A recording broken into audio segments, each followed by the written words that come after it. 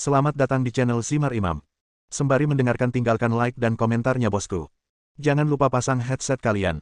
Siapkan kopi dan camilan. Lupakan pahitnya kehidupan. Mari kita dengarkan sambil rebahan. Penembak jitu terbaik. Bab 1137. Elizabeth selalu tersenyum dan memandang Lian dengan sangat tenang. Harus dikatakan bahwa Elizabeth adalah diplomat yang berkualitas, dan Lian pada akhirnya hanya bisa menghela nafas. Apakah kamu yakin busurku bisa menembus pertahanan Pulau Fuseng? Tidak pasti. Elizabeth menggelengkan kepalanya dan mengikuti khotbah. Meskipun saya tidak yakin apakah busur Anda dapat menembus penghalang Pulau Fuseng, tetapi jika Anda memusatkan senjata panas di sini untuk melakukan pengeboman, dan menambahkan serangan gabungan dari orang kuat di alam dewa, saya yakin Anda pasti bisa menerobos penghalang Pulau Fuseng. Jika tidak, kami tidak perlu tinggal di sini. Lian memejamkan mata dan berpikir sejenak, lalu mengangguk dan berkata, "Oke, aku berjanji padamu." "Terima kasih banyak," Elizabeth berkata, sambil bangkit dan mengikuti khotbah. "Saya akan meyakinkan yang lain. Anda harus mempersiapkan diri terlebih dahulu. Kami akan mulai mengambil tindakan pada jam 12 siang. Setelah mengatakan itu, Elizabeth menoleh dan tersenyum pada Bailan. Dia tidak pernah mengatakan sepatah kata pun kepada Bailan dari awal sampai akhir. Menurutnya, selama dia meyakinkan Lian, itu sama dengan meyakinkan Bailan, dan Bailan juga akan mengambil tindakan ketika saatnya tiba. "Kamu adalah guru yang luar biasa," kata Li Xiang yang ketika Elizabeth pergi. Lian tidak berkomentar apapun mengenai hal ini, karena ia tahu bahwa Elizabeth memang luar biasa. Sebelum jam 12 siang, ia berhasil meyakinkan semua orang yang ingin meyakinkan. Pada pukul 12, semua kapal perang yang setuju untuk mengambil tindakan berbaris, dan setiap orang kuat setingkat kaisar yang ingin mendarat di Pulau Fuseng berdiri di haluan. Boom, boom, boom, boom.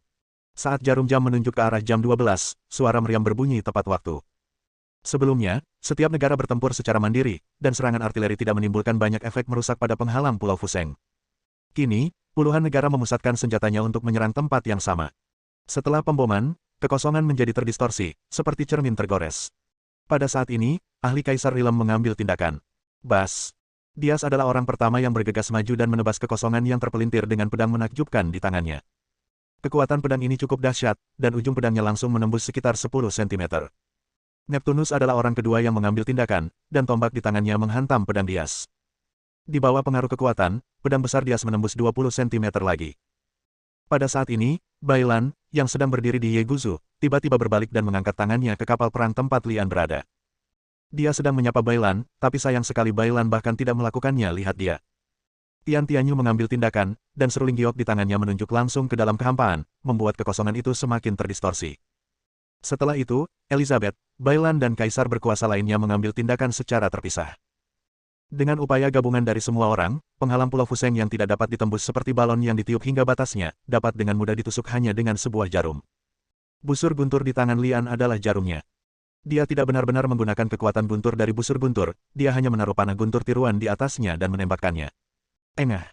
Balon itu tertusuk, dan penghalang Pulau Fuseng dipatahkan oleh anak panah. Tanpa salam apapun, Dias dan orang kuat lainnya yang berada di dekat penghalang segera masuk melalui celah tersebut, dan retakan tersebut diperbaiki dengan kecepatan yang terlihat dengan mata telanjang. "Ayo pergi." Lian mengulurkan tangan dan memukul kepala Hei Niu dengan keras. Penghalang Pulau Fuseng diperbaiki dengan sangat cepat, dan saat Lian menaiki banteng hitam itu, retakan yang dibuka paksa menghilang. Kecuali sekelompok kaisar kuat yang masuk, orang-orang biasa dan kapal perang semuanya diblokir, dan tembakan artileri mereka tidak dapat menembus penghalang lagi. Semua orang bergegas menuju Pulau Fuseng dengan caranya masing-masing, bahkan Bailan pun tidak terkecuali, dan tidak menunggu Lian membukanya. Pulau terapung ini penuh dengan peluang, dan semua orang berjuang untuk mendapatkan peluang. Lian menyentuh kudanya, menepuk lembut kepala Raja Sapi Hitam, dan memerintahkan, "Ayo pergi." "Kemana harus pergi?" tanya Raja Sapi Hitam sambil berjalan menuju Pulau Fuseng. "Tentu saja, ambil kembali panahku dulu," jawab Lian. Meski anak panah di tangan Lian hanya tiruan, namun jumlahnya terbatas, ia tidak ingin menggunakannya seperti ini. Anak panah itu mendarat langsung di pulau terapung setelah menembus penghalang. Bahkan jika kekuatan yang tersisa kecil, itu akan menyebabkan kerusakan tertentu di pulau terapung, jadi tidak sulit untuk mengambilnya kembali. Dari luar Pulau Fuseng memang tidak terlihat besar, namun ketika Anda benar-benar sampai di Pulau Fuseng, Anda baru menyadari betapa besarnya pulau tersebut. Sepertinya ada ruang untuk tumpang tindih di sini. Lian menunggangi punggung Raja Sapi Hitam dan mengamati pemandangan indah di sekelilingnya. Tanaman di sini tampak tidak berbeda dengan dunia luar, tetapi penuh kehidupan dan pada saat yang sama menyembunyikan bahaya yang tidak terduga. Hah! Lian menemukan tempat yang rusak akibat anak panah tersebut, namun tidak menemukan anak panah tersebut. Ada seseorang. Raja Sapi Hitam tiba-tiba berbicara.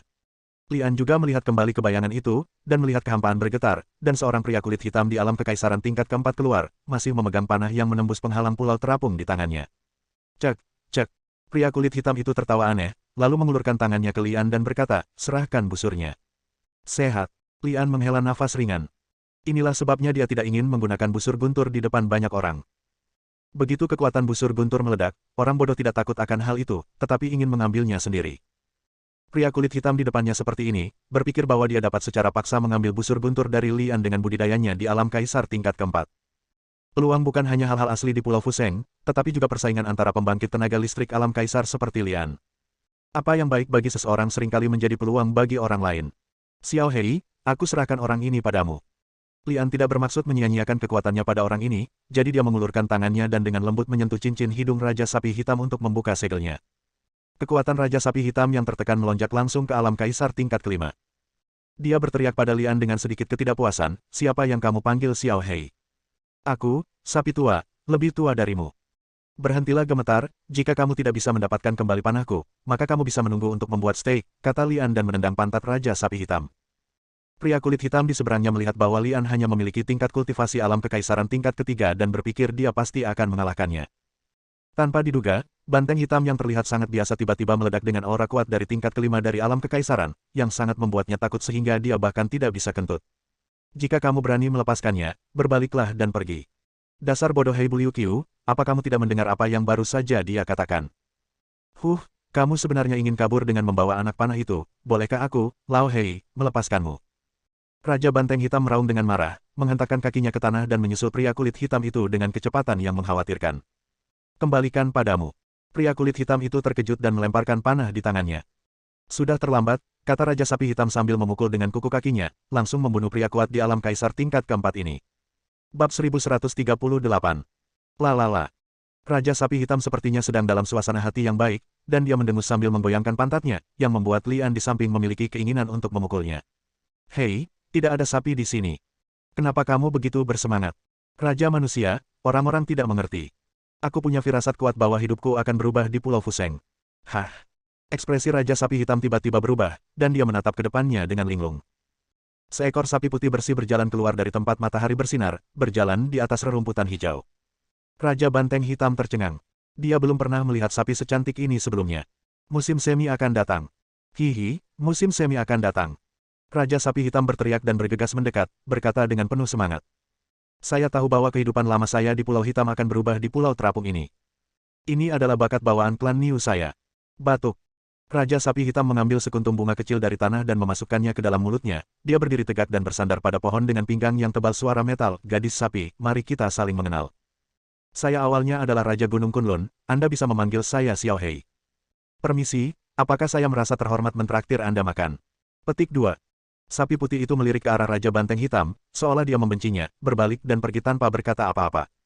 Kakak Niu, jangan pergi. Raja Sapi Hitam tidak peduli untuk bersikap dingin dan langsung menerkamnya, bersiap untuk menjadi kuat. Saat nasinya sudah matang, kamu akan menjadi bosku. Raja Sapi Hitam tersenyum jahat, tetapi saat dia hendak melemparkan sapi putih ke tanah, dia tiba-tiba merasakan panas yang menyengat datang dari belakang, dan dia terkejut dan berhenti dengan tergesa-gesa. Dengan ledakan, sapi putih itu dikelilingi api dan berteriak dengan menyedihkan. Raja Sapi Hitam tiba-tiba menjadi marah. Dia berbalik dan berteriak pada Lian di belakangnya, Raja Manusia, apa yang kamu lakukan? Aku tahu kamu iri padaku, Lao Hei. Kamu tidak ingin melihat Lao Hei dan aku berpasangan. Kamu harus membiarkan aku dan kamu masih lajang. Hari ini aku akan bertarung denganmu.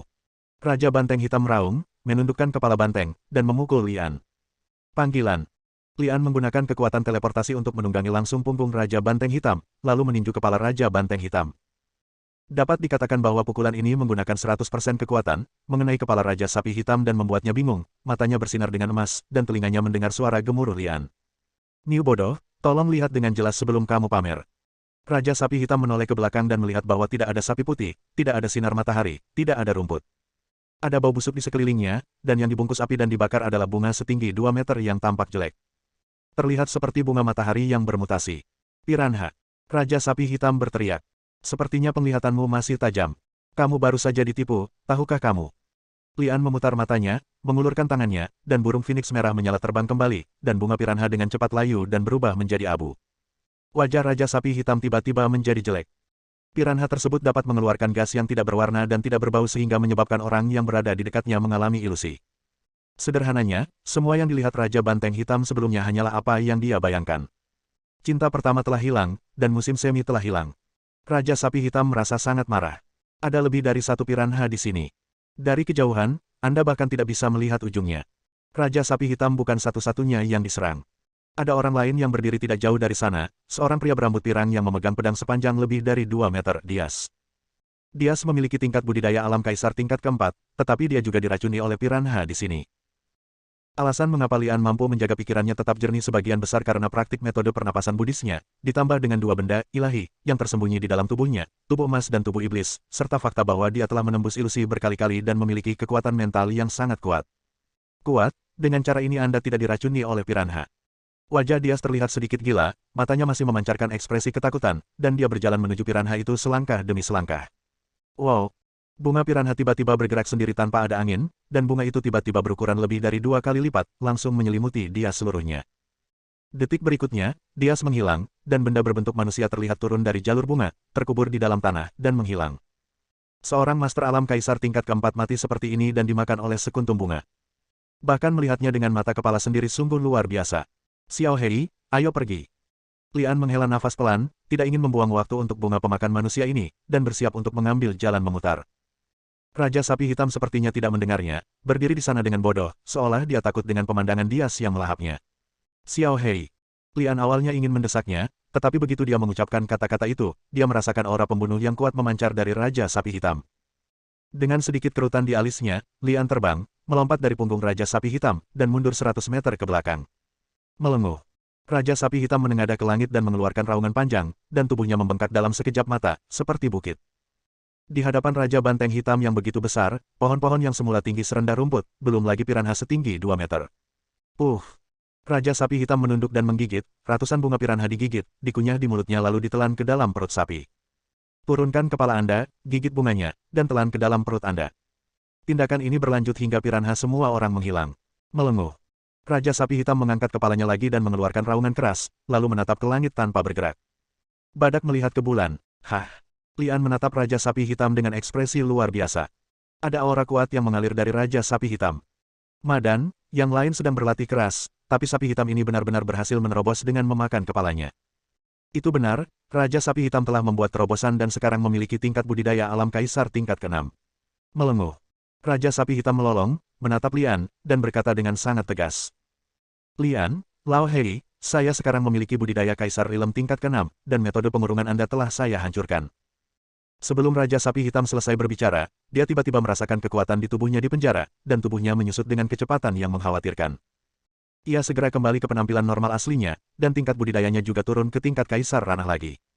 Turun. Apa yang terjadi? Mengapa budidaya saya dilarang lagi? Ini tidak benar, seharusnya aku bisa menembus batasan itu selama aku menerobos ke alam kaisar tingkat 6, kecuali. Raja Sapi Hitam melompat-lompat karena panik, dan akhirnya matanya tertuju pada Lian, penuh ketakutan.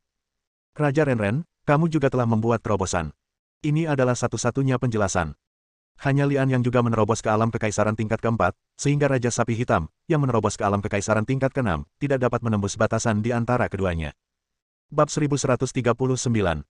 Ang Li berhasil menerobos, dan dia menerobos sebelum mendarat di Pulau Fuseng. Dibandingkan dengan kecepatan terobosan yang mencengangkan di masa lalu, kali ini Lian telah bertahan di alam kekaisaran tingkat ketiga untuk waktu yang lama. Dapat dikatakan bahwa dia mampu menerobos tanpa bantuan apapun kali ini bahwa itu adalah hal yang wajar. Setelah menerobos ke alam kekaisaran tingkat keempat, Lian tidak membuat publisitas apapun, dan dengan sengaja menekan kekuatannya untuk hanya menunjukkan budidaya alam kekaisaran tingkat ketiga, karena dia tahu bahwa menyembunyikan dan mempertahankan kekuatannya adalah sebuah hal yang sangat penting di medan perang. Jika Raja Sapi Hitam tidak mencoba untuk memberontak melalui terobosan ini, budidaya Lian di alam kaisar tingkat keempat tidak akan terungkap. Retak bang-bang. Lian meremas jari-jarinya erat-erat, menatap Raja Sapi Hitam dengan senyuman jahat dan berkata, aku tidak aktif beberapa hari terakhir ini, dan tangan serta kakiku sedikit berkarat. Tidak mau. Raja manusia, aku salah, mohon maafkan aku sekali. Aku bersumpah bahwa aku tidak akan pernah mengkhianatimu lagi dan melayani sebagai tempat dudukmu dengan sepenuh hati. Jika aku melanggar sumpah ini, maka Tuhan akan memukulku dengan guntur dan menjadikanku sapi panggang. Haha, Raja manusia, apakah ini baik-baik saja? Petik 2. Raja Sapi Hitam segera mengucapkan sumpah beracun dan menunjukkan senyuman konyol, berpikir bahwa dia akan bisa lolos begitu saja. Bagaimana menurutmu? Lian berkata dengan tatapan jahat. Raja manusia, lihat apa yang ada di belakang. Raja sapi hitam tiba-tiba berteriak kaget, lalu berbalik dan lari. Lian tidak tertipu, tetapi dia juga tidak mengejarnya, karena dia tahu bahwa tingkat budidaya Raja Sapi Hitam saat ini ditekan di bawah wilayah kekaisaran, dan dia akan mati jika dia berlari dengan santai. Benar saja, saat Raja Sapi Hitam menghilang, dia berlari lagi dengan kecepatan lebih cepat dan berteriak dengan terengah-engah, "Raja manusia, saya baru saja membantu Anda menjelajahi jalan, tidak ada apa-apa di sana." "Bahaya. Apakah aku bilang aku ingin pergi ke sana?" Lian bertanya. Berdebar. Raja Sapi Hitam tiba-tiba berlutut di tanah, dan penampilannya kali ini sangat menyedihkan. "Raja manusia, kamu tidak tahu. Kasihan aku, Lao Hei, aku telah kehilangan orang tuaku sejak aku masih kecil, dan seekor sapi tumbuh sendirian. Raja manusia, kamu menerimaku, kamu adalah orang tuaku yang terlahir kembali. Saya melakukan sesuatu yang salah, tolong pukul saya. Wajar jika orang tua memukul anaknya, asalkan kamu tidak mengusirku." Raja Sapi Hitam mengatakan banyak hal dengan penuh emosi, berpikir bahwa dia dapat menggerakkan Lian, tetapi dia tidak menyangka Lian mengangguk dan menjawab, "Baiklah, karena kamu berkata begitu, maka aku akan memenuhi permintaan kecilmu." Ledakan.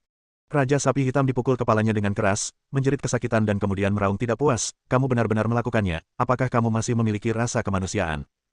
"Saya sangat manusiawi, kalau tidak, bagaimana saya bisa memenuhi permintaan Anda?" Saat Lian berbicara, dia menggunakan tangan dan kakinya untuk memukuli Raja Lembu Hitam gemuk berulang kali. Raja Sapi Hitam bersembunyi dari XZ, tetapi dia masih tidak bisa melarikan diri dari Lian. Siapa yang membiarkan budidayanya ditekan di bawah tingkat kaisar? Kesempatan untuk melarikan diri. Beberapa menit kemudian, satu orang dan seekor sapi terus berjalan di hutan Pulau Fuseng, namun sapi hitam yang mengikuti di belakangnya terlatih-tatih. "Raja manusia, kamu telah mengalahkanku dan amarahmu telah hilang. Bisakah kamu mencabut pembatasan terhadapku?" "Tidak bisa. Raja manusia, ini adalah pulau kehidupan terapung. Kamu lupa bahwa Dias, yang memiliki alam kekaisaran tingkat kelima, ditelan hidup-hidup oleh sekuntum bunga dalam satu gigitan. Sekarang aku ditekan di bawah alam kekaisaran, aku akan mati kapan saja. Apakah kamu mati atau tidak ada hubungannya denganku. Raja manusia, kamu tidak boleh mengatakan itu. Aku, Lao Hei, adalah tungganganmu. Jika aku mati, Lao Hei, apa yang akan kamu lakukan? Jalan saja, seperti sekarang. Raja manusia. Aku sudah muak. Kamu sangat tampan. Pria tampan biasanya memiliki hati yang baik. Demi melihat betapa menyedihkannya aku, hei tua, tolong buka batasannya padaku, ya. Maaf, aku tampan, tapi aku tidak baik hati, dan aku sangat pendendam. Tidak peduli apa yang dikatakan Raja Sapi Hitam, Lian bertekad untuk tidak mencabut pembatasannya. Jika Raja Sapi Hitam tidak ingin mati di Pulau Terapung ini, dia hanya bisa mengikuti Lian di setiap langkahnya. Hah! Lian berhenti sebentar dan tiba-tiba melihat ke belakang. Separuh tubuh Ratu Sapi Hitam masih berdiri di dalam hutan, namun separuh bagian depan tubuhnya terinjak di atas pasir. Melihat lebih jauh ke depan, ada pasir kuning tak berujung di depan kami. Gurun. Dilihat dari udara, Pulau Fuseng, 90% ditutupi oleh vegetasi hijau, dan semuanya merupakan pegunungan yang bergelombang, namun tiba-tiba muncul gurun pasir di hutan pegunungan ini. Satu-satunya penjelasan adalah ruang superposisi. Raja manusia, tempat ini sungguh jahat. Ayo kita pergi dari sini. Raja Sapi Hitam melangkah mundur saat dia berbicara. Karena budidayanya ditekan di bawah wilayah kekaisaran, dia tidak mau pergi ke tempat berbahaya manapun. Namun, begitu Raja Sapi Hitam selesai berbicara, Lian sudah mengambil langkah untuk maju. Dalam pandangan Ang Li, keberadaan tidak bisa dihindari. Ini adalah pulau terapung, dan sebuah ruang yang ditumpangkan tiba-tiba muncul.